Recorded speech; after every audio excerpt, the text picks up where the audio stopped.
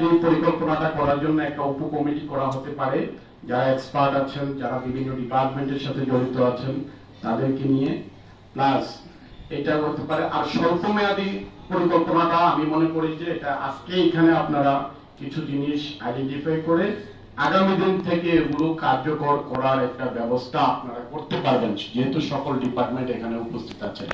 আর নাগরিক হিসেবে আমরা সেটা সহযোগিতা করব। আমি মনে করি শুধু যে বাসের কারণে যানজট হচ্ছে তা না, তবে তারা অনেকটা বেশি দায়ী। এন্ট্রান্সে আমরা যখন নাকি শহরের দিকে প্রবেশ করি, আর শহরের ভিতরে যানজট গুলোর মধ্যে অনেকগুলো কারণ আছে। স্কুল আছে, হসপিটালের সামনাগুলো আছে, তারপরে এই জিনিসগুলো আরো অনেকগুলো জিনিস আছে। এই অটোটা তো আছে, এই অটোগুলার কি হচ্ছে, আপনার এই ইজি বাইক গুলো একটা ইজি বাইকে আমি দেখছি যে মোটামুটি একটা বাসের সমান হয়ে গেছে, এরকম ইজি বাইকও আছে।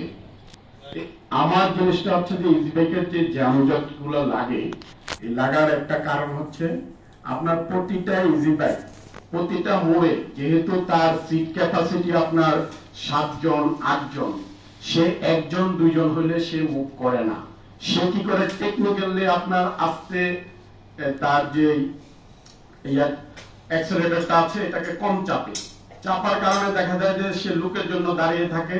এই জন্য মেডিকেলের সামনে হয়, কান্দির পাড়ে হয়, আপনার চোখ বাজারে হয়, টমসন ব্রিজে হচ্ছে, এই জিনিসটা হচ্ছে। এই জন্য আমার প্রস্তাবনা হচ্ছে বহু সিটের যে ইজি বাইক গুলো, এইগুলোকে একটা চিহ্নিত করে আগমনে একবার আমি পত্রিকায় দেখেছিলাম যে 4 সিট, সামনে দুটা সিট থাকবে আর পিছনে একটা সিট থাকবে, যেটাতে 3 জন বসতে পারে। এরপরে যেগুলো থাকবে এই বড় ধরনের ইজি বাইক গুলো কি আমরা ক্লোজ করলে মনে হয় এটাতে একটা বেনিফিট পাওয়া যেতে পারে।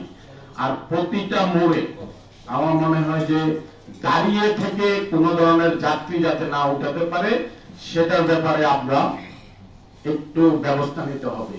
কামরূপার ভূপালী চত্বর ডেলি আমি ফেস করতে হয়। এইখানে আপনাদের এই যানজট কমিটি অথবা আইন শৃঙ্খলা কমিটির মিটিং এ যেদিন আলোচনা হয়, তারপর দিন আপনার একটু কান্দির পাড়টা একটু স্বস্তিতে আসে, এখানে ইজি হয়। তারপর থেকে লাগাতার এখানে যানজট। এই কান্দির পাড়ের যানজটটা হচ্ছে শাসনগাছা থেকে যে আপনার সিএনজি গুলো আসে, সেগুলো এখানে দাঁড়িয়ে যাত্রী উঠাচ্ছে। টমসন ব্রিজ থেকে যারা আসছে তারাও উঠাচ্ছে। মনে হয় যেন ট্রাফিক পুলিশ তারা দেখো না দেখার একটা বান করে। আমি প্রায় সময়, আমি যেহেতু ফেস করি, এখান থেকে যাচ্ছি, আমি দেখছি। তাই আমাদের ট্রাফিক পুলিশ গুলো যারা আছেন